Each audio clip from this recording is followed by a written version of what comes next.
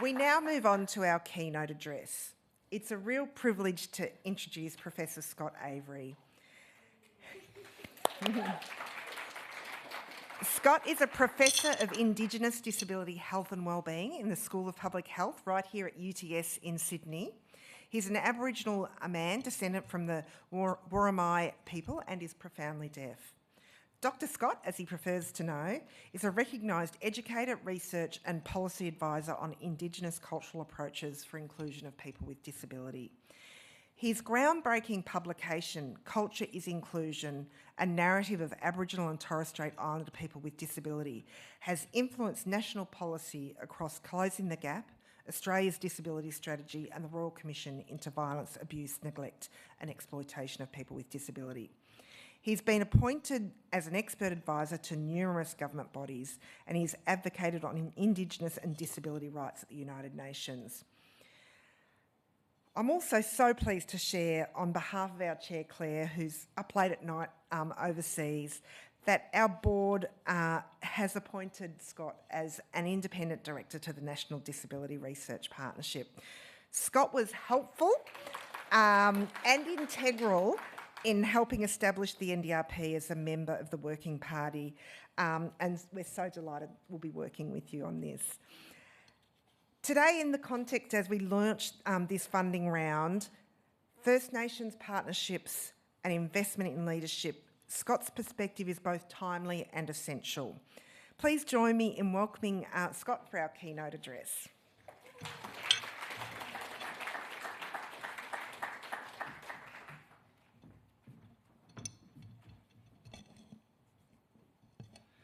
Good Yigu, which is hello and welcome in my native language of Gauteng. Thank you so much for the warm welcome, Mary, and the invitation to speak. It was a broad brief I was given, you know, how Indigenous knowledge can help shape an inclusive future in disability research. But I just want to add my acknowledgement that we are on Gadigal land and the traditional owners. I do want to thank, we have one of our finest elders in the room that I've ever met in my life, Auntie Glendra. Just grounds me in community. Our work we do, the stories that you bring, your personal experiences, the connection we have, it keeps the work we do real. And you also remind me, yes, it's my fault. I do want to acknowledge other Indigenous people who are in the room. I won't point you out by name, but I just want to acknowledge that there are deaf Indigenous elders and leaders in the room, and I notice and acknowledge your presence here, and any other Indigenous people who I haven't happened to catch the eye of. And also to acknowledge the presence of the Minister. It adds some gravitas to know that what we do in disability research in academic circles actually has an impact. And I have great respect for people who turn up. We are fundamentally relational people and people who turn up. And to you all who have turned up to listen today, I just want to acknowledge every single person's presence here. So the broad brief I was given was what can Indigenous knowledges, and I find our work when you're doing Indigenous and disability, it's a little bit inch thick, miles wide, so many things we could say.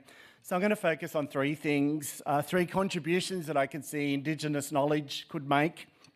The first is an Indigenous culture of inclusion and wellbeing, a worldview of disability that is different to what many people are conditioned to. The second thing is our history and legacy of truth-telling.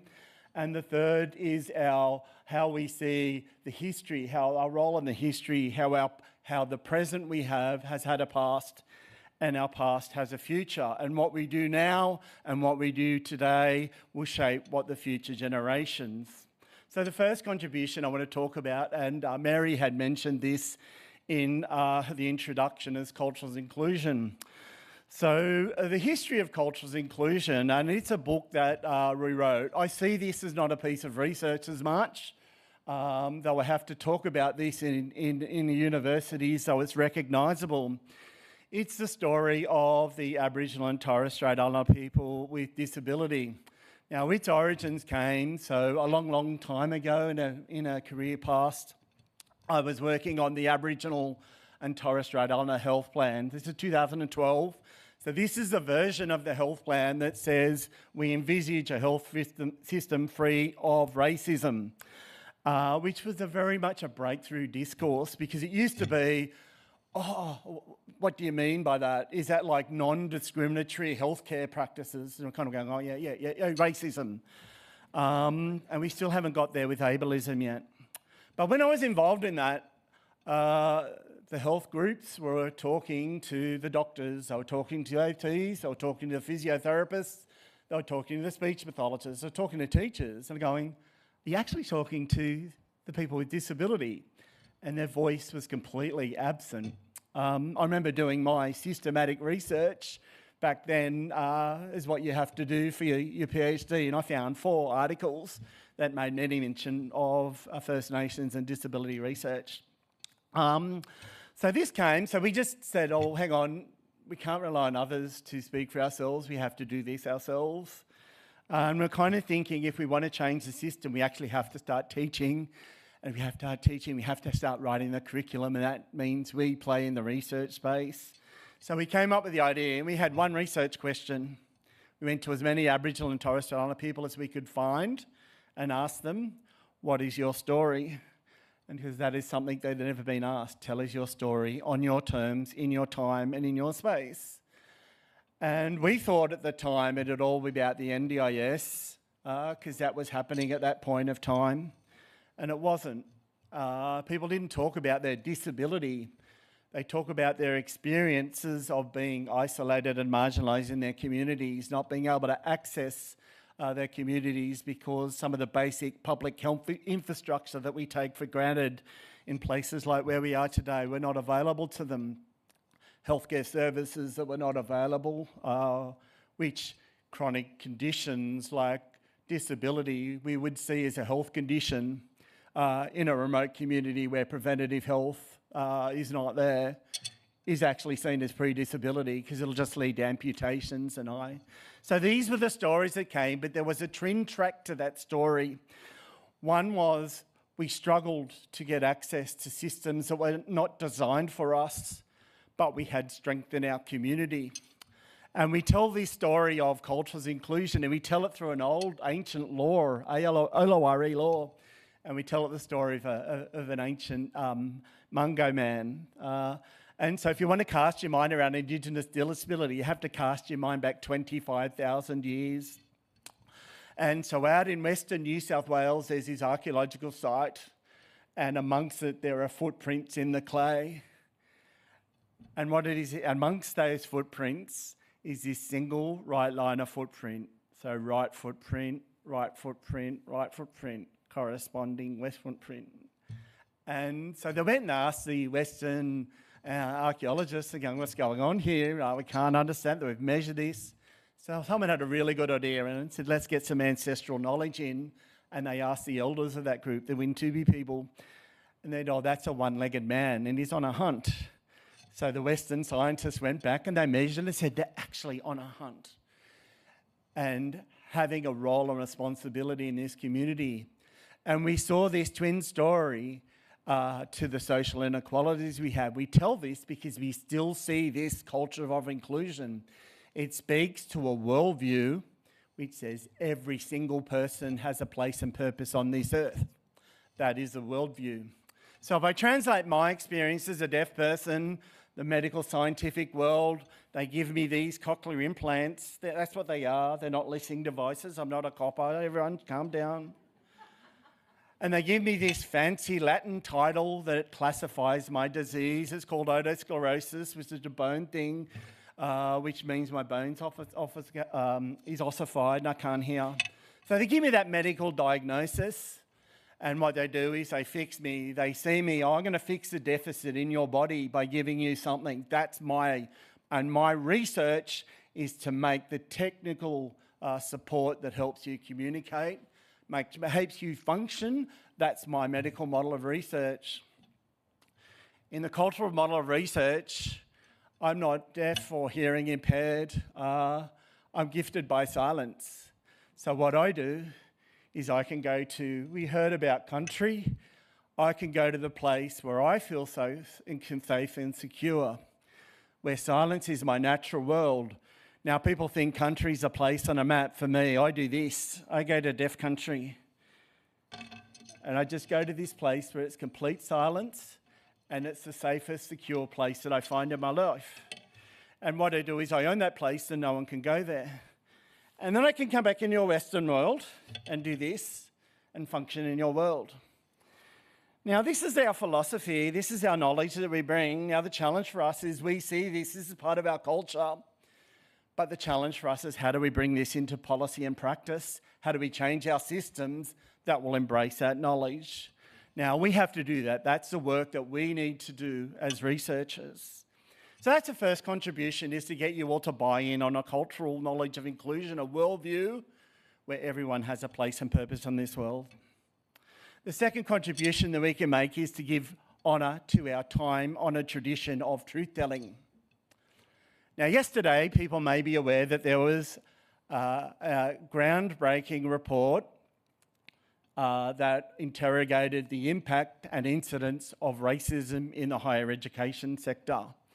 It was described by Aboriginal leaders as shocking but not surprising, and it spoke to some of the day-to-day barriers that if you are an Indigenous researcher living and working in the university sector, what you come up against, and how it manifested and presented itself in my research journey. We heard about cultural inclusion and it's spoken of wonderfully here, but it was not always like that. Not long after I published it, we copped the resistance. It's a bit of the third law of motion when you're doing social change. Every action has an equal and opposite reaction. So this was confronting. So when I was publishing it, getting grants or putting in papers, I would get the reply back, what you're doing is not really research. And again, this speaks to a deeper structural racism on the acceptance of Indigenous knowledges in a predominantly Western academic environment. And I get some comfort seeing the National Disability Research Partnership speak and embrace Indigenous knowledges, because it moves us to an optimism that those who continue to practice the belief that Indigenous disability knowledges is not really research, they may find themselves as not really relevant. That's the research, that's the experience of an Indigenous researcher, but I can point out to you the report that was not published yesterday or the day before or any day prior to that, and that is the incidence and impact of ableism in the higher education sector. And this is the great unspoken in education policy. This is the great unspoken in every university's social justice and inclusion framework, the avoidance of having a discussion around ableism. So how this part of my life presented in my research journey. I have always felt as a deaf person there's been this invisible wall around what I could and could not achieve as a researcher in a higher education system. Subtle things like leadership opportunities just passing by, and you kind of think, oh, is it just you? Is it just me? So I'd reach out and I'm going, oh, when I was dealing with racism and Indigenous, I had plenty of Aboriginal professors and mentors and leaders I could turn to. And I'm kind of going, well, where are all the deaf people? And I did not have that. And kind of couldn't make sense of that, but every now and then something would slip through and let the secret out. So when I was doing my PhD, I had to submit an ethics submission. And I wanted to interview deaf people. And the response come back from the Health and Medical Research Committee I had submitted to, if you want to interview deaf people, then you need to establish procedures to determine that they have the capacity to participate in research. And at that point in time, the advent of the NDIS was coming. And I thought I'd be handy if I got a little bit of help with this. These do wonders, but it'd be great. And I was asked to fill in a hearing handicap audit, in which one of the questions was, how handicapped does your hearing make you feel? And so here the secret is out.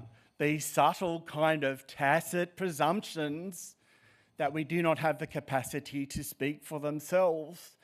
And I think, I don't know, I'm still looking for the deaf mentor. I have not met another person in the academy, going to Canberra back and forwards, or in my executive life, I have not met one other person that has these cochlear implants. And I think that cannot be an accident.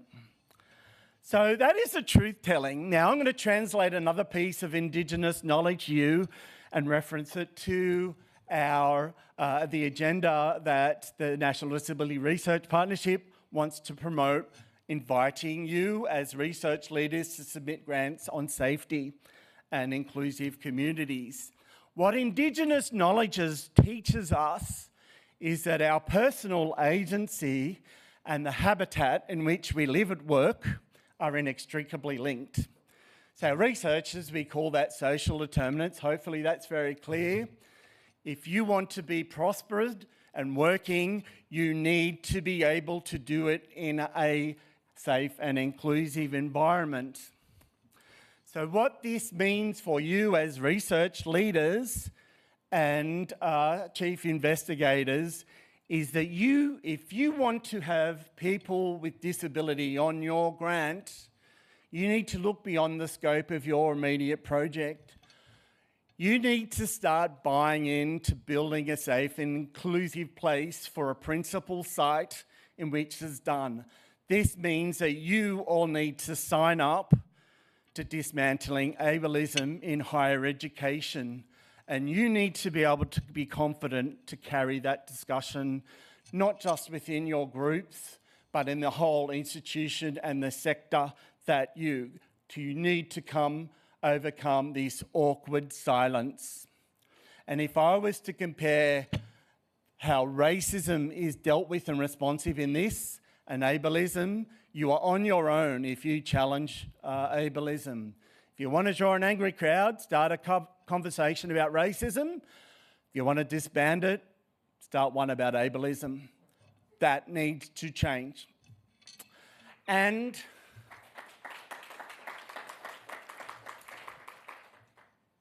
in reference to safety, I just want to point out, I'm not speaking against ableism because I feel safe and secure in doing so. I'm doing it actually in spite of not feeling safe. I'm doing it because even though I have a fancy academic title on my name, the torrent of ableism I see first-hand witness makes me ask what else is going on. So that's the challenge, and that's the truth-telling that I think us as academics need to be much more vocal about leading.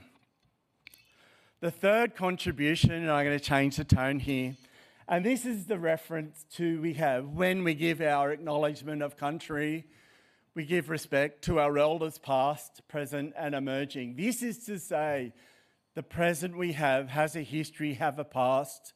We need to honour and respect that.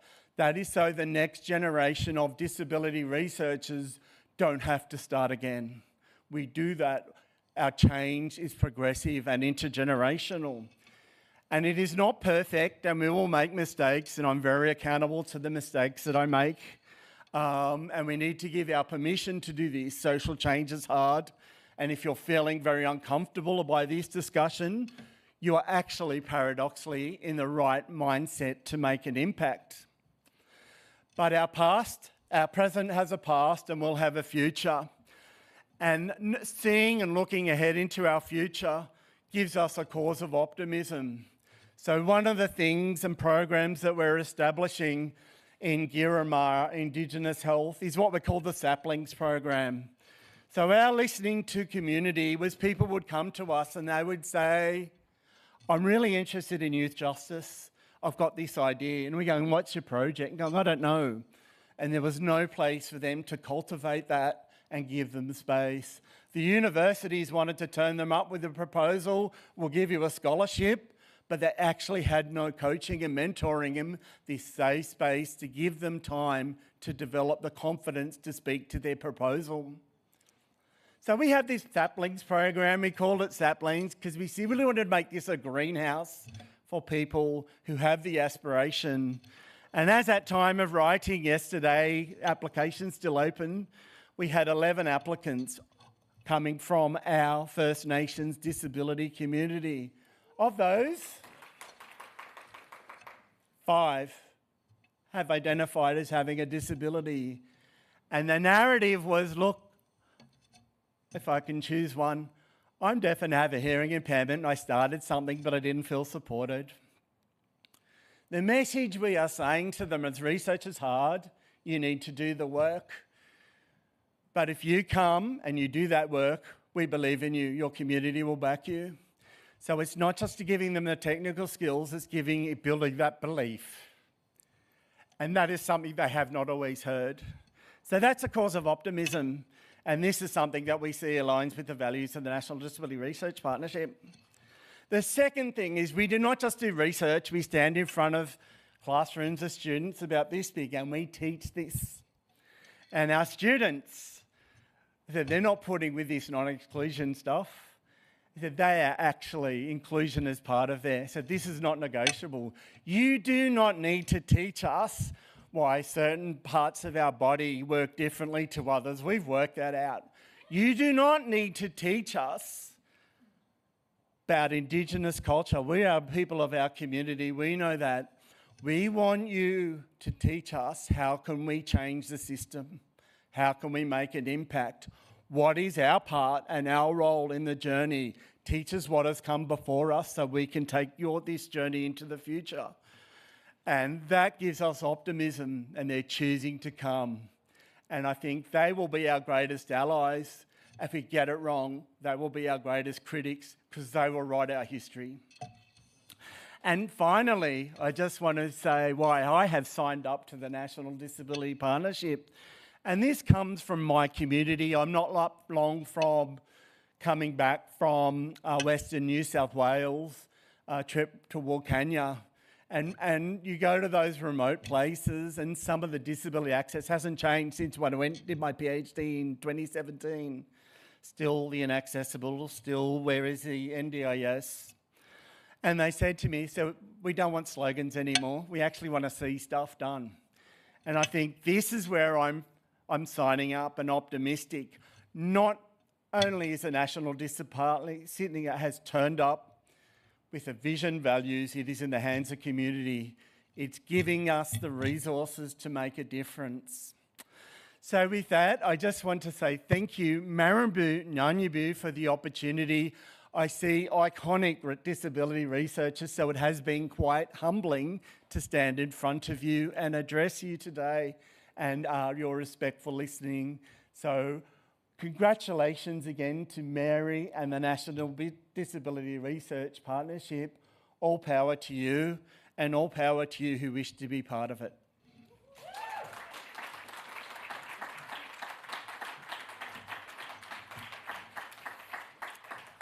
Thank you very much, Scott.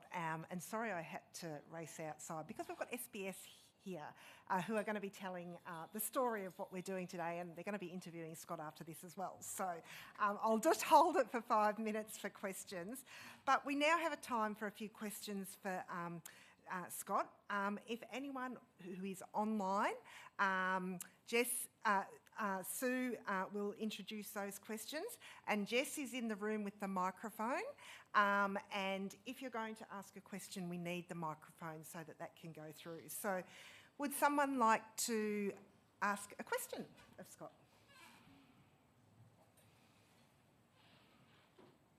Up the back, Sharon.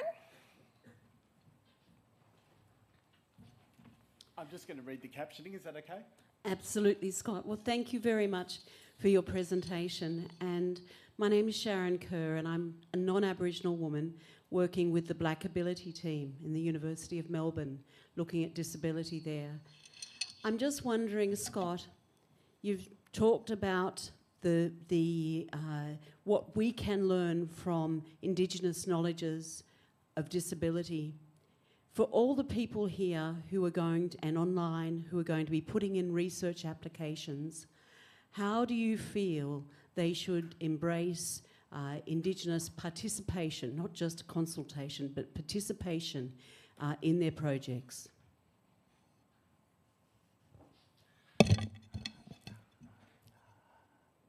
One of the differences between, if you like, Western approaches and methodologies of research is very procedure. Step 1, step 2, do your literature review, do this. Very different to how you would approach Indigenous research.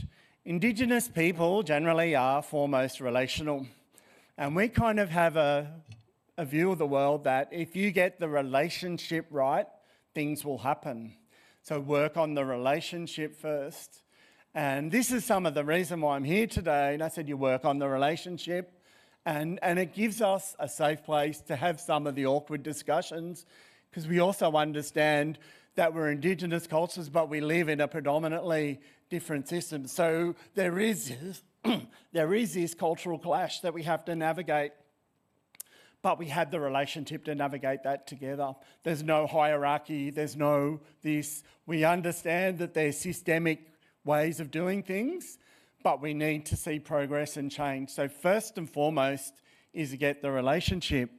The other thing is you carry that relationship right through to the end. And one of the interesting things, it's probably a version of structural racism and ableism, is every scoping, systematic review I see people form teams, research teams, and they say, oh, we're talking to Indigenous people or people with disability. And I pick up their publication and I look at their citation and I go, who has shaped and formed your knowledge? And I just don't see the people with disability in that list.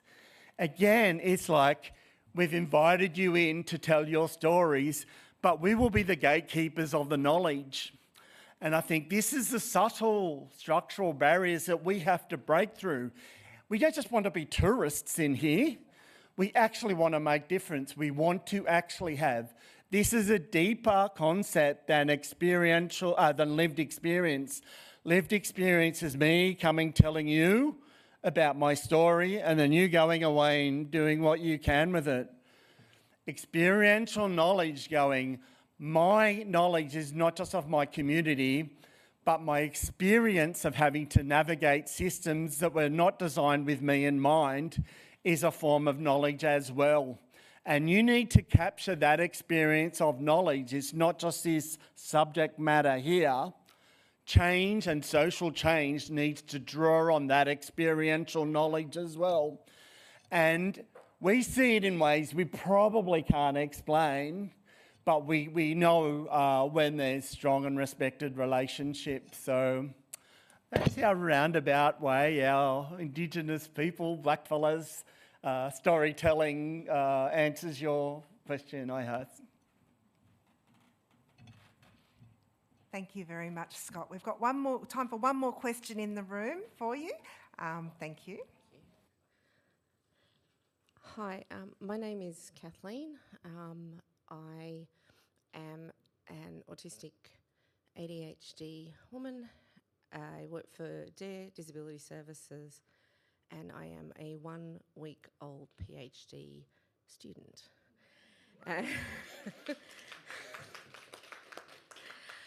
Yeah, I'm going to replay that clap a lot. My question is around, I guess, getting a seat at the table. I've just left the education system as a secondary school teacher, and I've had a lot of conversations and done a lot of work with neurodivergent students, senior students particularly. As a neurodivergent person myself, I decided to put the money where my mouth is and not only disclose that, but to ask for a accommodations and to be included in that conversation, which was point blank denied. How do we find people, our people, my people, and what are some of the ways we can get a seat at the table? Because I want one.